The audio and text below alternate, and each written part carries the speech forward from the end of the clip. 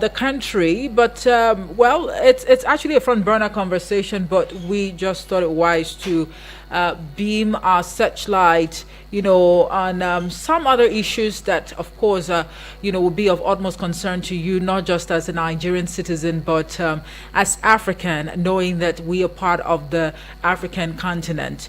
My name is Omoefe Peace Osemere, and I would be discussing the latest development in Guinea-Bissau with the political and public affairs analyst who's joining us live via Zoom this morning, Dr. Ibrahim Baba Shatambaya. Hello, good morning to you, sir. Thank you so much for joining us. Good morning. All right. Now, let's quickly put a background to the conversation this morning. All right. Reports, reaching us, is that a military takeover has actually, been confirmed in Guinea-Bissau, and this has been, sparking views and counter views. We've seen condemnations, of course, from different quarters as well. For example, the African Union has called for, the immediate and unconditional release of Guinea-Bissau's president, Umaro Embalo, who was detained by the military on Wednesday. The AU chair, Mahmoud Ali Yusuf, condemned the coup, stating that it undermines the country's democratic process. Now, the military, led by General Dennis Ankar, announced it had taken over, the country, citing a plot by drug lords to destabilize the government. And the electoral process has been suspended, and a curfew also imposed, with borders initially closed, but they've, now been reopened. Now, Mbalo, who was expected to win a Sunday's presidential election, is reportedly being held at military headquarters, and the international community, including the economic community of West African states, even right here in Nigeria, they have, denounced the coup, and they are also urging the military to release Mbalo and restore constitutional order. Dr. Shatambaya, this, of course, has been sparking, views and counter views. Let's just put it as mixed reactions, trailing the development in Guinea-Bissau at this point in time. Now, there have been coup attempts, failed and successful coup attempts, in the African continent, from Niger Republic to Mali to Burkina Faso, and now Guinea-Bissau. But the federal government of Nigeria, whilst condemning this military coup, is saying that the coup represents a blatant violation of the fundamental principles of the economic community of West African states and protocol on democracy and good governance. Now, the federal government of Nigeria has rightly faulted the coup for leading to an unconstitutional change of government in the Republic of Guinea-Bissau. But when you look at what actually, led to this military takeover in Guinea-Bissau, elections were actually conducted last weekend, and hopes were quite high that Umaro Embalo, would still return as president. But of course, his major challenger, Fernandez Diaz, is equally, prior to the military takeover, he had also, paraded himself as winner of the election, an election that ECOWAS specifically tagged, quite transparent, and credible. But I'm just, wondering at this point in time, Dr. Shatambai, I'm sure you've been monitoring the events, in Guinea-Bissau. What exactly does this trend of military, coup or take over, what does it portend for the African continent and its democracy? Yes, the situation of military coups in Africa, the resurgent military coup that we are seeing in Africa is alarming. And it is only alarming on account of the fact that Africans in the late 90s actually came to a consensus that military rule was no longer working for them. And so there was time, it was time for Africans to actually migrate and try to test run democratic system of government. And gradually we saw how military in the corridors of power was phased out. And we have experienced some decades of democratic rule. And from experiences and from what we have actually seen playing out as far as management of the corridors of power under a democracy is concerned, is that many Africans are now resolute that when the military were in the corridors of power, our countries actually fared better. When you take a look at the security angle, when you look at the issue of the area of the economy, when you look at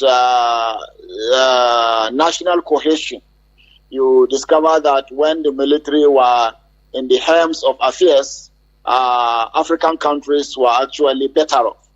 Now, what the politicians have done after taking over power for more than 2 decades was to mess up the entire political system. You have institutions and organs of government across Africa at sub-regional level, at the continental level, and even independent states coming out to actually condemn military intrusion into power in other countries under the guise of the unconstitutionality that is associated with that. But by and large, there has not been in recent times gross violation of constitutional provision like those that were done by the politicians themselves under a democratic system that is expected to be exclusively constitutional. Democratic systems are systems that are expected to actually be operated with full powers given to the people, meaning that the resources of the state are supposed to be used in order to benefit the majority of the people. That is not what is playing out under democratic governments, as we have seen in the last 2 decades in most African countries. And because of the fact that people are no longer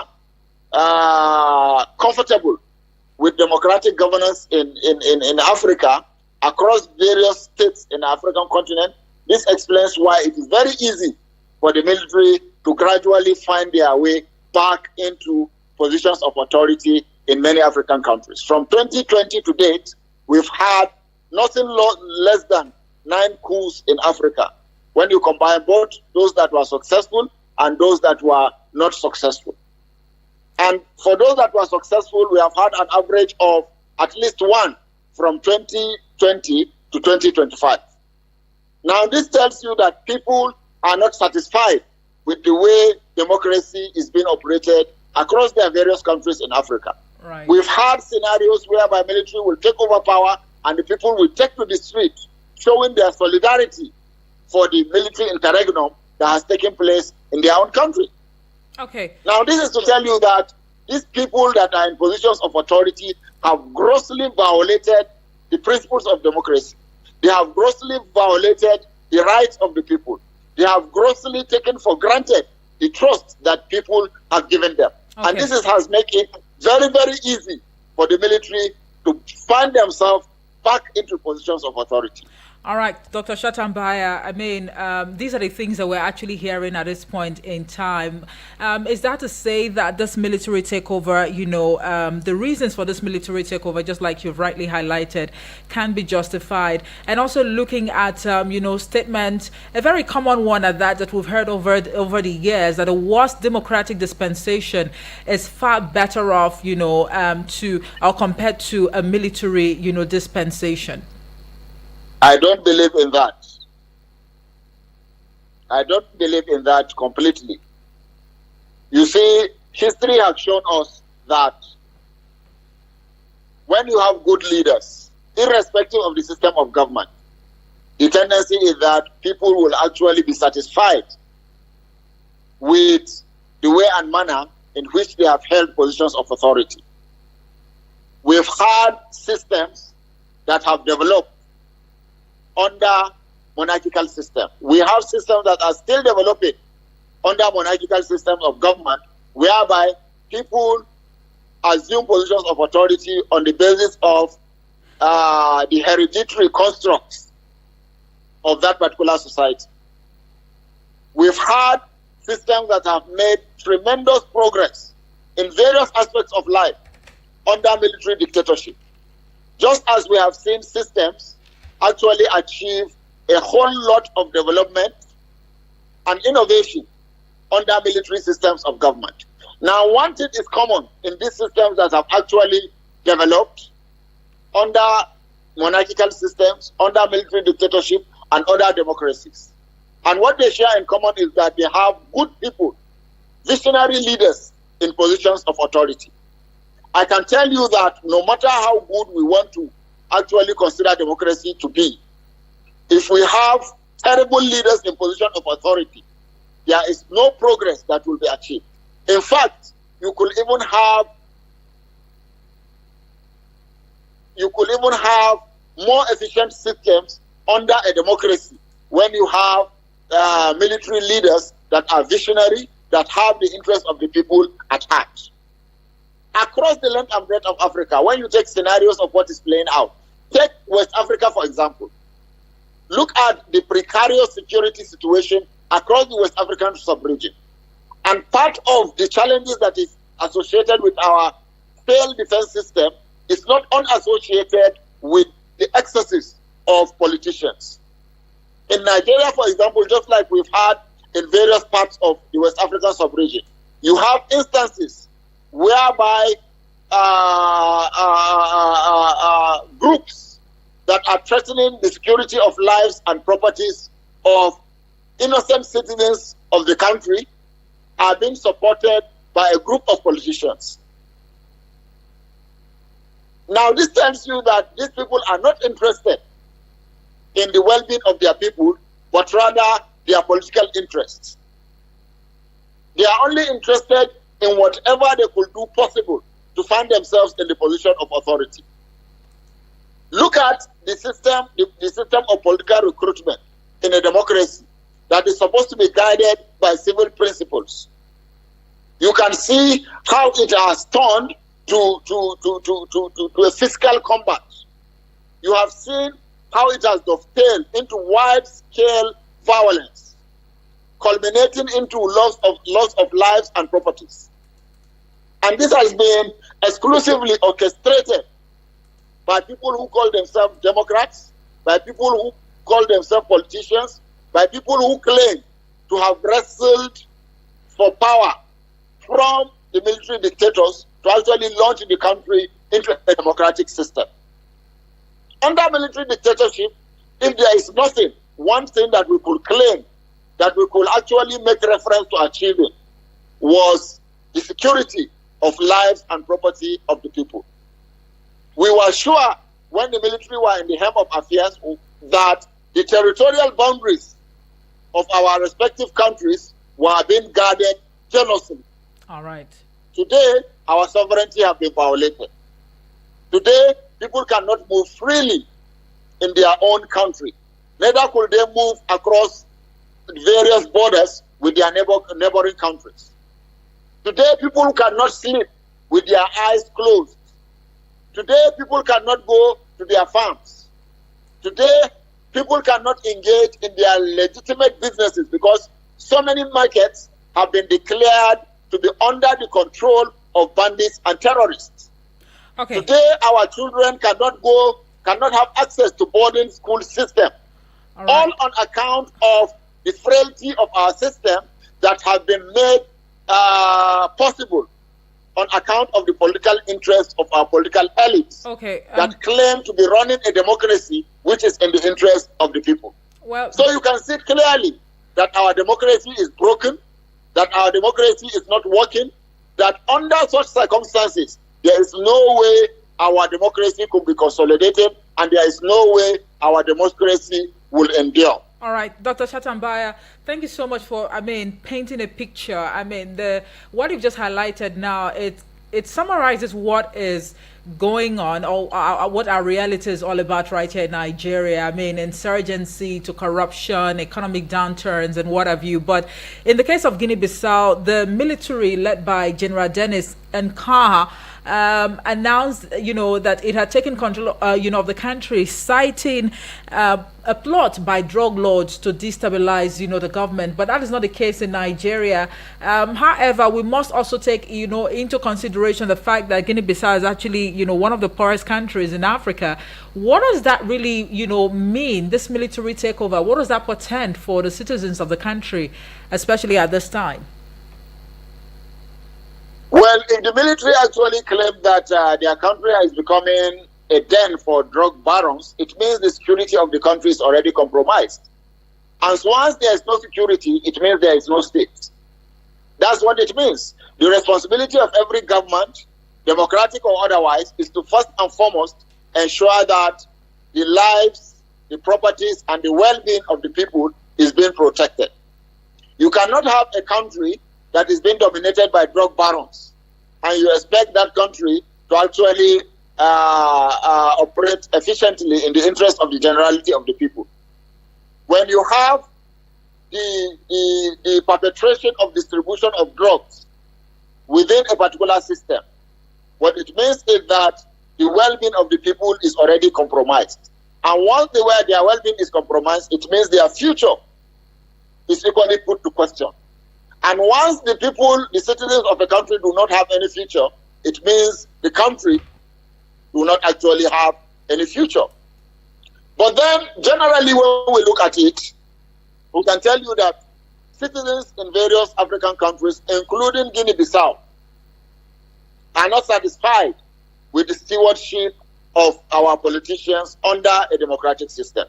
Otherwise, the citizens of that country would have been the first to actually come out to demonstrate and to challenge the military to actually restore power to their civilian leaders. Unlike what we see with our regional and continental bodies coming out to tell the military to actually ensure that they hand over power back to the people that were in the corridors of power before their military take over. The crisis that many of these countries have been going through, these continental and regional bodies have not put in any effective mechanism beyond the so-called existing protocols that have been very, very difficult to implement. These countries have been left to the dictates of the civilians that operate like dictators. Many of the security challenges that many of these countries are going through, including Guinea-Bissau, have direct or indirect link with the politicians, with the political actors, with the political elites, many of whom are in position of authority. So if Guinea-Bissau, if Guinea-Bissau have been alleged by the military dictators to become a den of drug barons, a den of illicit drug activities, it is on account of the fact that people in position of authority have actually indirectly sanctioned that country to be so. Okay. It means that the government is not actually doing enough to rid that country of the nefarious activities of drug barons in that particular country. Okay. And the military consider themselves to be the protectors of the system. You cannot allow them, you cannot expect them to just fold their arms and allow their respective country to actually drift into the abyss. Okay. And this has always been the justification for the military to actually intervene and take over power. Mind you, in many of these systems where the military have actually risen to take over power, they only cash on the gross dissatisfaction by the citizens of their respective country to actually step in and take over power. Hardly will you see a country whereby the government is serving the people faithfully and the people are being satisfied with the conduct of the government, and you see a military, a group of military officers or military men stepping in to take over power. They dare not do that. Okay. Because they know that their stay in office is going to be short-lived. All right, and from your submission now, it just speaks to the fact that the facts, they are really very glaring. I mean, when you take a look at the progression of events from Niger Republic to Mali to Burkina Faso and now Guinea-Bissau, and the reactions of citizens across these countries, it just goes to tell you one thing, that perhaps the democratically elected leaders, they've not really been able to give the masses opportunity to enjoy the dividends of democracy. However, a military takeover, is that the best way to really address these demands? And secondly, Dr. Ibrahim Shatambaya, one is also forced to wonder why the credibility of elections, are always under scrutiny, especially in Africa. Yes. Particularly when you look at what actually happened in Guinea-Bissau, you could see it was in the process of transition from one government to another. An election has already been conducted. But because of the fact that the elites in many of our African countries only believe in themselves and no other person, they have failed to actually guarantee political stability in their various countries. And this explains why across many African countries, during the transition period, used to be one of the most volatile that our democratic systems have always experienced. During the course of elections, you discover that wide-scale conflict and violence actually pervade the entire system, because the politicians and the political actors do not have the spirit of taking defeat. And the people in the position of authority do not actually subscribe to allowing the law to actually take its course. And this explains why they will always manipulate the law, they will always manipulate the process and the system to ensure that they continue to remain in office. And therefore, this paints a very gloomy picture as far as the safety of lives and property, as well as political stability is concerned. Another dimension is that the political actors have actually manipulated the social configuration of the society. Religious angle has been exploited, ethnic angle has been exploited, regional angles have been exploited. This has actually hampered the unity and progress of various political systems in Africa under democratic systems, as we have seen over the past 2 decades. Today, the level of cohesion between and among people that are of various religions, that are of various ethnic groups, that are from various regions, have well been compromised under the democratic experience that we are passing through at the moment, compared to what we used to have when the military was in power. The level of tolerance, the level of cohabitation, the level of understanding, and the level of acceptance of each other across faith and ethnic divides is actually dwindling by the day. And this could be explained chiefly on account of how the level of manipulation that our politicians and our political actors have actually done in order to achieve certain political and economic advantages. Of course, we cannot say that the military intervention is the best option that we have. No, we cannot say that with all emphasis. But then if you look around, there is no other available option. The people in many of our countries are grossly uneducated. The media has to a large extent been compromised. They have been cajoled by the political actors, swaying them with specific incentives in order to ensure that the people do not rise against them.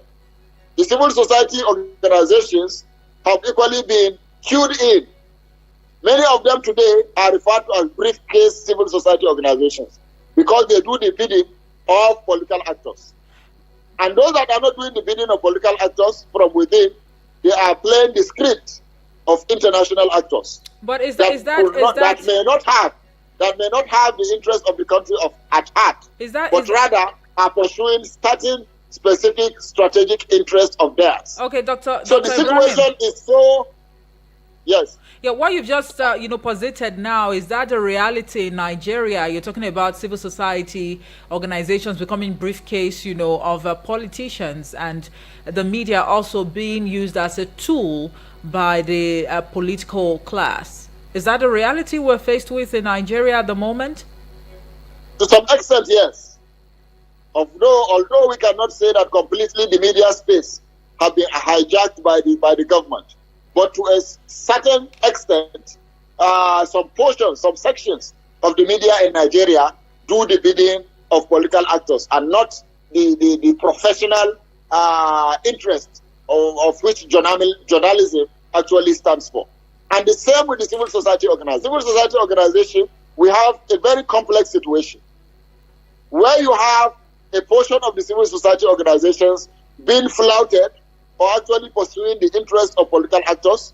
On the other hand, you have the strategic interest of international actors that are actually sponsoring some of the national civil society organizations that have been very active in the civil society organization space. Actually find a very robust way out of the situation that our democracies have actually found themselves within the African country. Within the African continent. Okay. Within the African continent. And this allows for the military. It makes them very, very palatable. It makes the circumstances very, very easy for them to actually strike and take over power from these politicians that have messed up the entire democratic space. All right, Dr. Ibrahim Chatambaya, we're due for a commercial break. But before we embark on that commercial break, I'd like you to, in 1 minute, speak to what ECOWAS and AU, for example, must do at this point in time to, live up to expectations by way of ensuring that the dividends of democracy, is being enjoyed across countries in Africa, especially countries that are still practicing, a democracy. International organizations generally, on the basis of the fact that they lack a body that could actually implement many of its protocols, many of their treaties, makes them very, very weak and vulnerable. They do not have the means to actually question and ensure that leaders who are not working in the interest of their people are actually meant to do so. In fact, most of these international organizations depends on the governments in various countries to actually implement their protocols and treaties, as the case may be. And they don't have an effective means to actually call to question leaders that are working to the contrary as far as the implementation of their national laws and the principles of democracy is concerned. And therefore, it makes it very, very difficult for many of these international organizations to be effective, including the United Nations. And this explains why, with the raging conflict across different parts of the world, the United Nations have not actually been forthcoming to ensure that the humanitarian aspect of the humanitarian intervention of the United Nations actually reach the affected victims, or that the conflict is prevented, or the conflict is actually mediated to make sure that it stops before it escalates into the situation that it has actually exploded into. Specifically, when you look at the Israeli-Palestinian conundrum, the Russia-Ukraine conflict, and what have you. The same with international organizations in Africa. When you talk of ECOWAS, when you talk of AU, the highest they can do is to only call the attention of countries to actually operate within the bounds of the protocols that actually make provisions for good governance and the operation of democracy within the various countries in West Africa and in the African continent, as the case may be. So the situation is very, very difficult unless and until these leaders from different member countries actually affirm to good governance and to make sure that democracy operates in the interest of the people. Hardly will the African Union or the ECOWAS be able to do anything to actually change the tide of events as far as the various countries in Africa is concerned, and as far as democratic consolidation in these countries is concerned. All right, Dr. Ibrahim Shatambaya, thank you so much for that submission. We'll take a quick break now to go pay some bills. When we return, the conversation will continue. And to the listener on the other side of the radio, you can start sending in your contributions to the WhatsApp portal via, a WhatsApp message. In form of a WhatsApp message or a voice note. And the WhatsApp number is 0909705 44 and 50, and as soon as we return from the break, we'll be taking your calls on 09073530044 or 09087668888. We're looking at a very topical issue that bothers on the military takeover in Guinea Bissau, and of course looking at it from a general perspective, the impact it would have on Africa's democracy. Do join us again after this time out.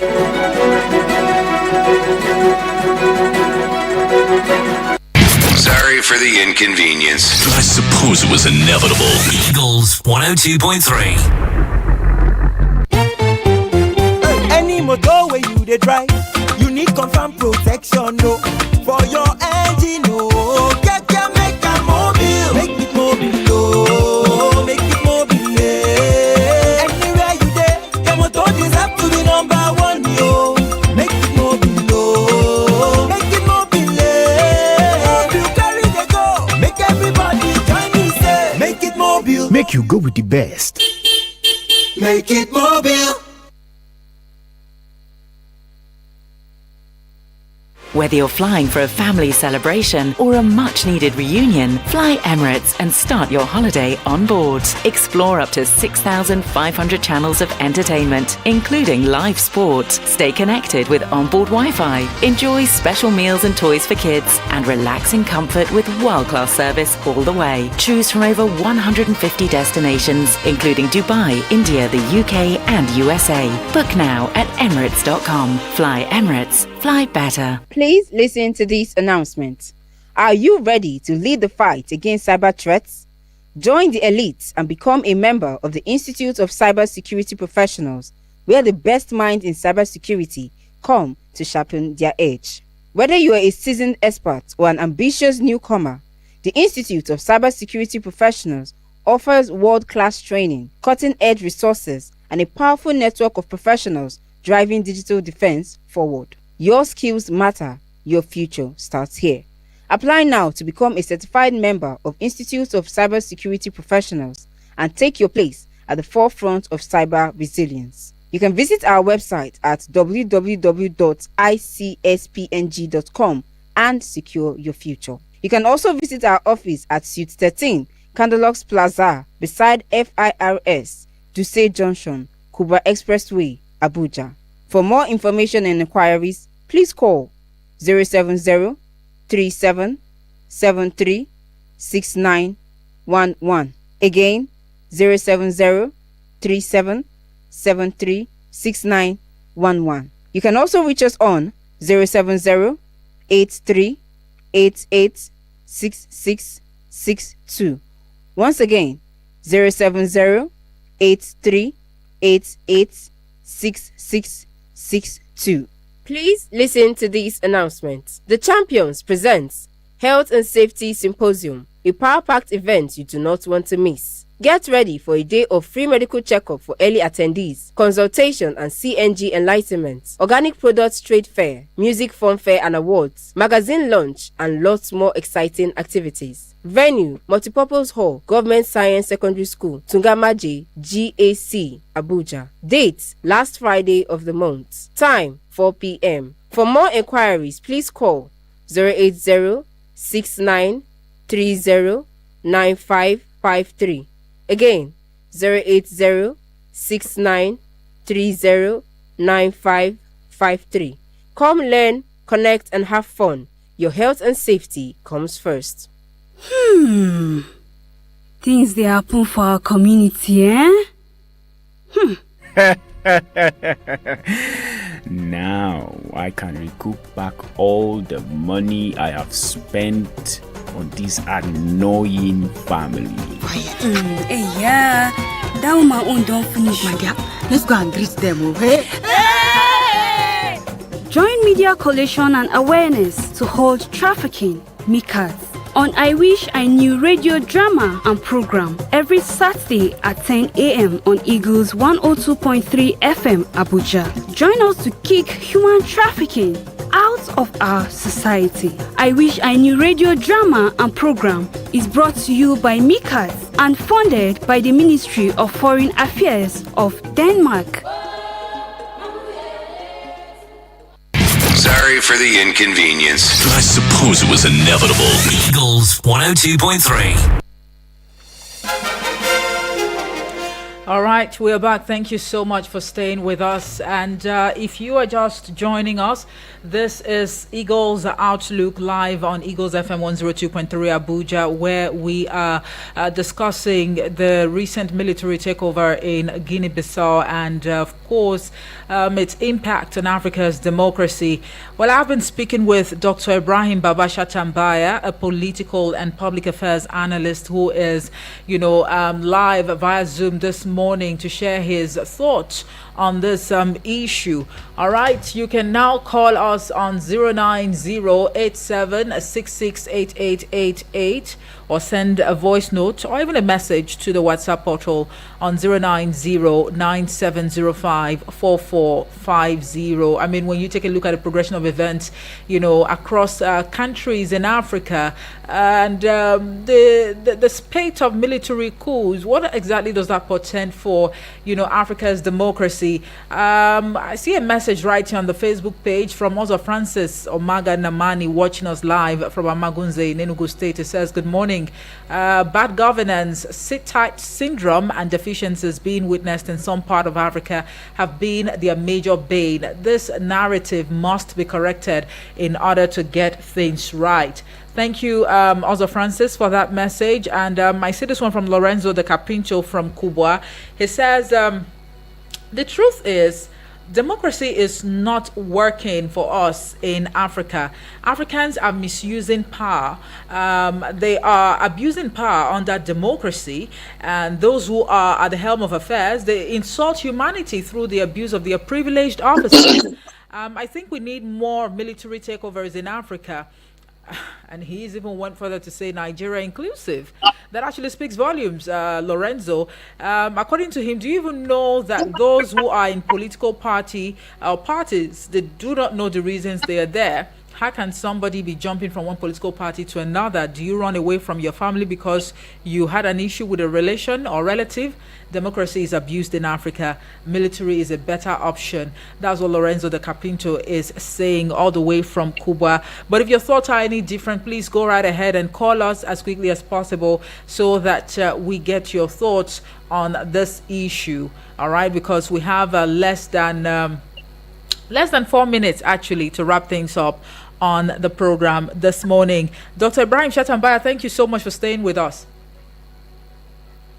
Yes, thank you. All right. Looking at the fact that Nigeria is actually amongst the stakeholders that have, condemned the military takeover in Guinea-Bissau. However, that has been greeted with mixed reactions, especially here in Nigeria.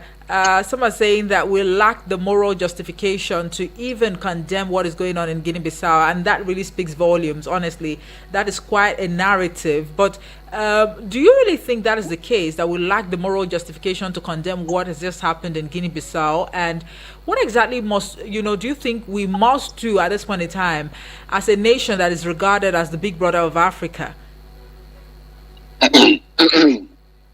Okay. In the first place, I think morally, you have to be doing well because before you raise a finger of condemnation or accusation on somebody else. And as far as our democracy is concerned, I don't think we are doing better than any country in the West African sub-region, especially against the backdrop of the huge resources that this country is actually blessed with. And even if you look at the practice of democracy itself, take election only. You take only election as one of the measuring variables that are used to measure Nigeria with other countries in West Africa, you see clearly that Nigeria is not really doing well. And so when Nigeria is not doing well, like so many other people have said, it will be morally wrong of Nigeria to try to actually accuse or allege that another country is not doing well when the military actually, when the military takes over, to accuse the military of doing something wrong. That is in my own view. But then you see, I think our countries can actually do better than mere verbal condemnation or mere written condemnations. And how can they actually do better? Is when they become wary of the fact that the military is actually looking around, waiting for the right opportunity to strike.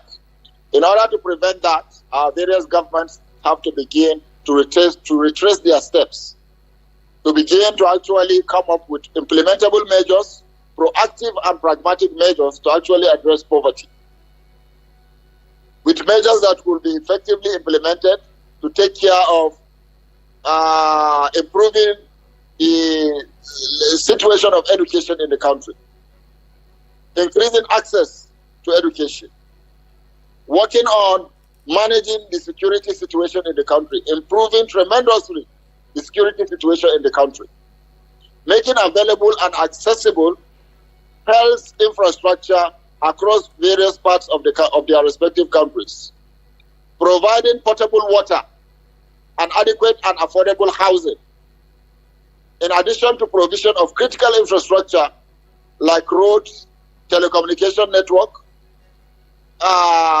cheap sources of power, cheap sources of energy, environmental sustainable practices, and so forth and so on. When our governments begin to do this, that will be the greatest form of condemnation that they could give countries where the military is actually taking over. And for the military to actually justify why it has decided to take over power from democratic governments in different countries, they must demonstrate beyond reasonable doubt that they can offer better than what previous governments under democracy actually offered the people of their respective countries. It is only when we do this that collectively we could begin to actually say that we are working like people that have brains in their heads. But when a country is not doing well democratically wise, and the military actually strikes and take over power, and a sister country that is doing worse than the country when the military actually took over, to actually come out to verbally condemn the military in that country for taking over power, it means we are not being logical. It means we are not being truthful to ourselves. It means the people that are in position of authority do not actually appreciate the dangers that are lurking around, the dangers that could actually lead to the collapse of democracy, not only in the country that is actually condemning military takeover, but across the entirety of the African continent. Okay. All right, Dr. Ibrahim Shatambaya. Well, our fingers are crossed. This is a developing story. We wait to see if constitutional rule will be restored in the days to come, and if not, that would also form new conversations for us to, chew on here. Dr. Ibrahim Baba Shatambaya, political and public affairs analyst. Thank you so much for talking to us on the program today. Thank you. All right. And to the listener on the other side of the radio, thank you so much for spending part of your time with us. I mean, we see the lines buzzing, but time would not, allow for us to take your calls. But those who sent, messages via the WhatsApp and also Facebook, thank you so much for keeping us company on the show. We'd like to state that the views expressed on the show this morning were not influenced by the station. I am Omohefe Peace Osemere. Good morning. Eagles 102.3 Abuja. Hello Nigeria. Hello Africa. Do you want to work in the healthcare sector? Do you want to be a trained certified nursing assistant, medical assistant or caregiver? If yes, then register to enroll for Push Africa's